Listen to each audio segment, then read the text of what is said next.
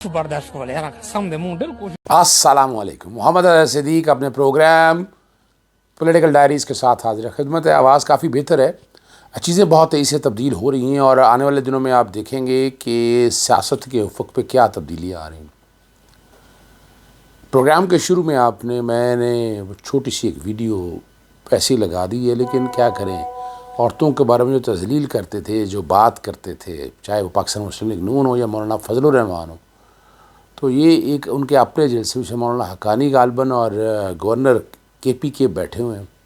ناچ گانا ہو رہا ہے. بری عادت نہیں ہے، میں یہ بالکل اس کو پروموٹ نہیں کر رہا اور نہ اس بات کو یہ لے کر چل رہا ہوں کہ یہ صرف قول و فعل میں تضاد اور منافقت کے اعلیٰ درجے پہ جو لوگ ہیں وہ کیا کرتے ہیں، وہ آپ نے دیکھ لی ہوگی. اور خیبر پختونخوا میں بہت برا حال ہے. یہ سارا کرنے کا ایک مقصد ہے، پیچھے سمجھیے گا.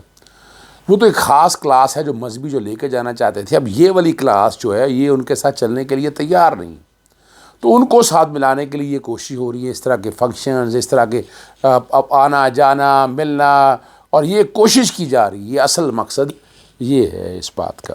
باقی کیسا جلسہ رہا گجرات میں مریم صفدر کا، وہ تو فلاپ شو رہا. کوئی بات نہیں، وہی پرانی باتیں، اس کا جواب دینا بہت ضروری ہے. اور باجوڑ کا یہ تو جھنڈے گاڑ دیے. افضل شیر مروت اور خیبر پختونخوا کی پوری قیادت جو گراؤنڈ پہ بھاگ رہی ہے، بڑی محنت کر رہے ہیں. دیکھیں، یہ ماننا پڑے گا، بہت محنت کر رہے ہیں اور اس کا امپیکٹ بھی آ رہا ہے. اور اس کے اثرات آنے والے دنوں میں پنجاب، بلوچستان اور سندھ میں بھی نظر آئیں گے آپ کو. تو اس لیے یہ بڑی اہمیت کا حامل ہے یہ بات. یعنی اس کو ہم نے ایک سائڈ پہ نہیں پھینک دینا، اس چیز کو ہم نے ایک طرف نہیں پھینک دینا، ہمیں سمجھنا بھی ہے اس بات کا. اور اگر ہم سمجھیں گے چیزیں تو بڑی آسانی سے چلے گی. آگے اب پھوٹ کیا پڑنے جا رہی ہے، یا حالات کیا خراب ہو رہے ہیں. پی ایم ایل این کے اندر ایک بات جو ان کے اپنے لوگوں میں ہیں، جو بڑے بڑے ان کے ووٹرز تھے، یا بہت بڑی ان کی جو چیزیں تھیں ساری، جن میں انہوں نے بہت آگے کام لے کر جانا تھا اور بہت نتائج لینے تھے، وہ الجھ گئی ہیں. یہ تو آئے تھے کہ ہم آگے 2/3 اکثریت سے، لیکن ہو کیا گیا ہے کہ گراؤنڈ کے اوپر یہ پاکستانی تاریخ میں اس سیاست میں جو 85 والا پروجیکٹ ہے وہ بری طرح فیل ہو چکا ہوا ہے.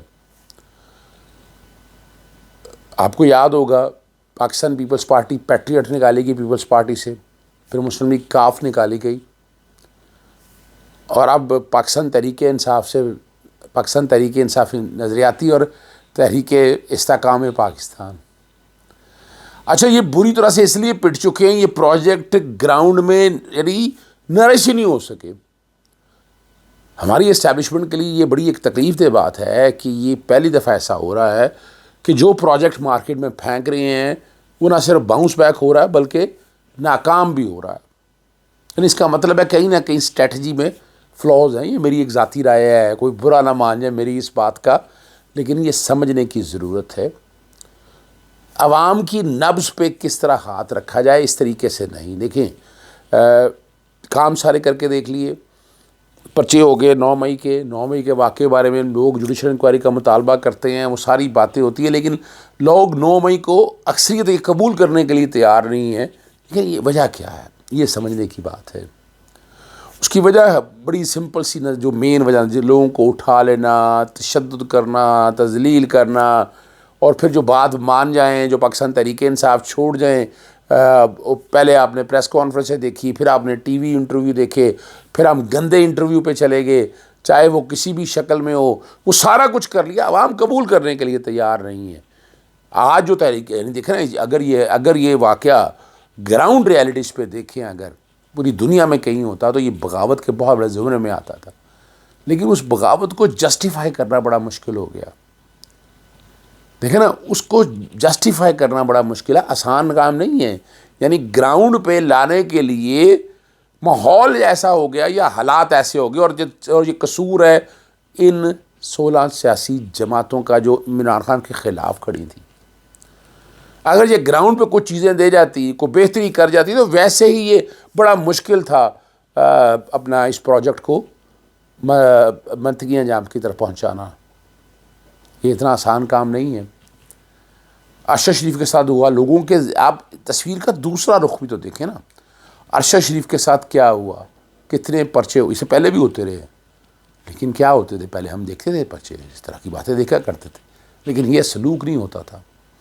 عمران ریاض کے ساتھ یہ سلوک ہم نے نہیں دیکھا۔ تاریخی طور پر باتیں بتا رہا ہوں میں آپ کے سامنے، اور میں آج بھی اس بات کا قائل ہوں، یہ موقع نہیں ہے کہ اس کو اس طرح کچلا جائے۔ ہر ایک کا اپنا اوپینین ہے، میرا اپنا ذاتی اوپینین ہے اس پہ۔ یہ جوڑنے کا وقت ہے کہ اس وقت جوڑا جائے۔ اسی لیے میں میثاق پاکستان کا نام دیتا ہوں۔ میں 5 جون سے ایک بات کر رہا ہوں کہ Pakistan need to have a میثاق پاکستان، چارٹر آف پاکستان۔ تمام سیاسی جماعتیں اکٹھی ہوں اور ایک ایجنڈے پہ بیٹھ کر طے کریں۔ عدالتوں کا کسی وقت موڈ تبدیل ہو سکتا ہے، یاد رکھیے گا، میں بتا دوں آپ کو۔ اب عدالتوں کو ڈیفینڈ کرنا بڑا مشکل ہے، وہ جو کہ دیکھنا 2 طرح سے یہاں ہمارے ہاں پرو اسٹیبلشمنٹ اور اینٹی اسٹیبلشمنٹ میں لے کے چلتا ہوں۔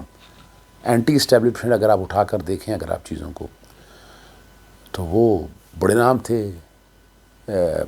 حامد میر لے لیں، اب مطیع اللہ جان ہے، اب نئے اسد اور آگے آسمان شرازی اور اس طرح کے وہ بہت سے لوگ۔ کمال کی بات ہے آج سارے کے سارے جو ہیں وہ کہاں کھڑے ہیں۔ اچھا، اس کے پیچھے میں ایک اور آپ کو جنگ بتا دوں، وہ جنگ ہے لبرلز کی۔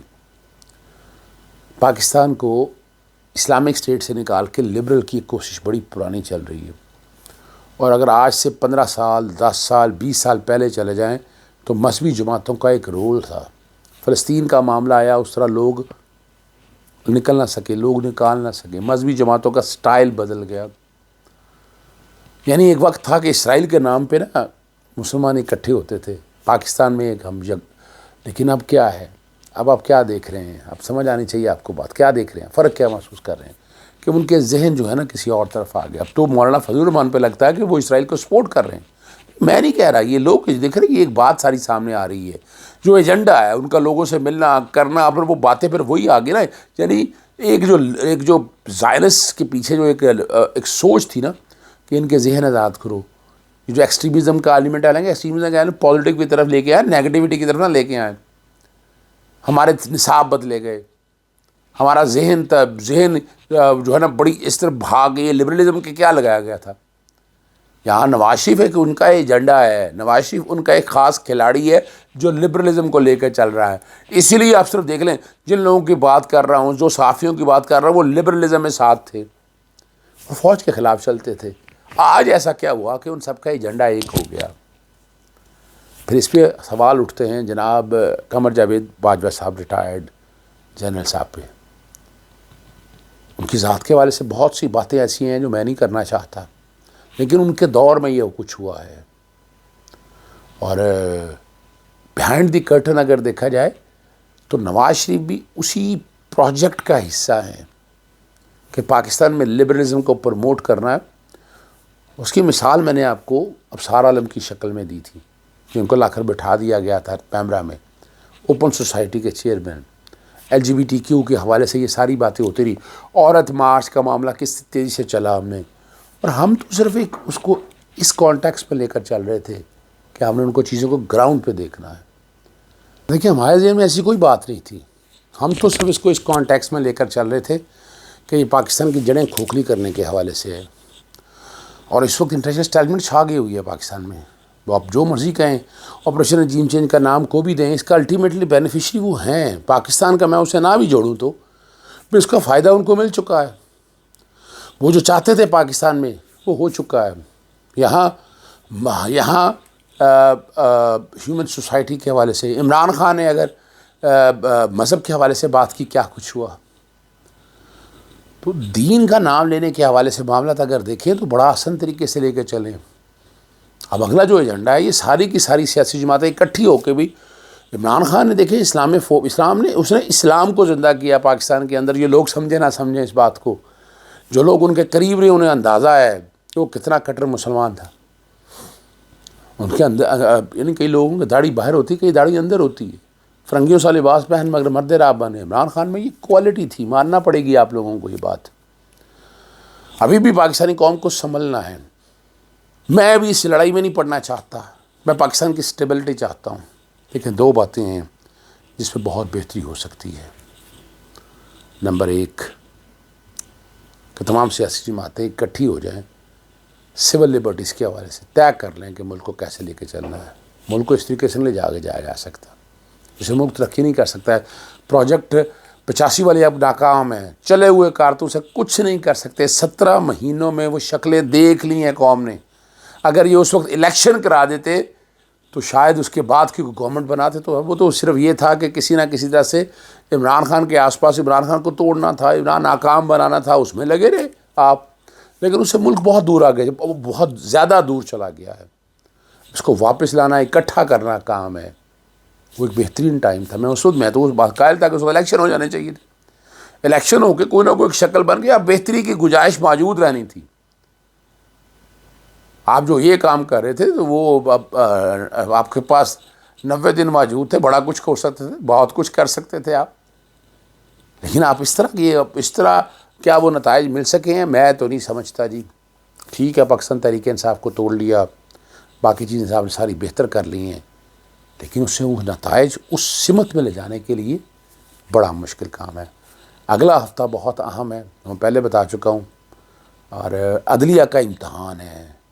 چیف جسٹس قاضی فائزہ کو اپنے اوپر جو اب چھینٹے پڑ رہے ہیں نا اس دور کے، وہ کیسے دھوئیں گے، یہ دیکھنے والی بات ہے. اور کیا جسٹس قاضی فائزہ اس پہ کامیاب بھی ہو جائیں گے؟ اسلام آباد ہائی کورٹ کے چیف جسٹس پہ تو بہت سے سوال اٹھ گئے ہیں. اب تو ہر کوئی زبانیں زد عام ہے، ان کا طریقہ کام کرنے کا نظر آ چکا ہے. جسٹس اب بڑا مشکل ہے، اور کہیں نہ کہیں اٹھ کے اب یہ آوازیں اٹھ رہی ہیں، اور یہ چیزیں پھر اس لیے منطقی انجام کی طرف جائیں گی. دیکھیں کیا رزلٹ ملتے ہیں. اجازت چاہتا ہوں. السلام علیکم. اللہ حافظ. پاکستان زندہ باد.